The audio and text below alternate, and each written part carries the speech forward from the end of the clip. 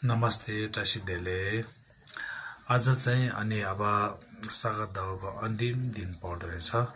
त्यस कारणले अब अन्तिम दिन चाहिँ अब यो औँसीको दिन हो। आज औँसी दिन, यो औँसीको दिनमा चाहिँ अनि कुन देवताको चाहिँ अब तिथि जस्तो पर्दो रहेछ भनेपछि आजको दिन चाहिँ साँझे नवथाए भन्ने उहाँको अनि दिन चाहिँ पर्दो रहेछ। त्यस कारणले अब एकदम यो दिन चाहिँ आज महत्त्वपूर्ण रहेछ, किनभने यो सागा दहनु पर्यो, त्यसको दिन पनि पर्यो। त्यस कारणले अब हामीले जतिसुकै अब आजको दिन चाहिँ एकदम सबैले अब भव्य रूपमा अनि धर्मको प्रकृतिमा लाग्नु पर्ने। अब हामीले आज चाहिँ हामीले जहिले पानीहरू चढाउने, कसैले अनि दानहरू गर्नुपर्ने, अनि अब नवथाएको पाठहरू पढ्नुपर्ने।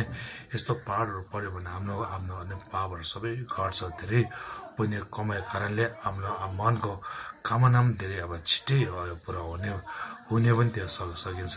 त्यसकारण अब जतिसुकै अब हामी सबै मिलेर तपाईँहरू धर्मको यो बाटोमा चाहिँ राम्रो लाउनु भन्ने म एउटा आग्रह गर्न चाहन्छु।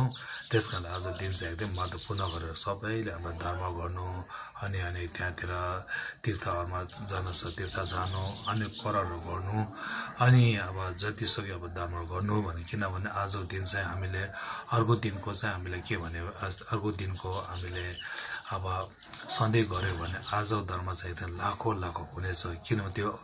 किन हो भनेपछि यो हाम्रो सागा दाउको दिन पनि भइरहेछ।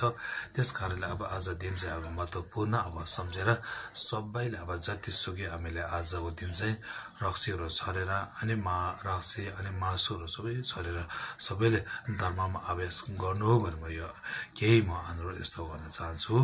लासो तुझे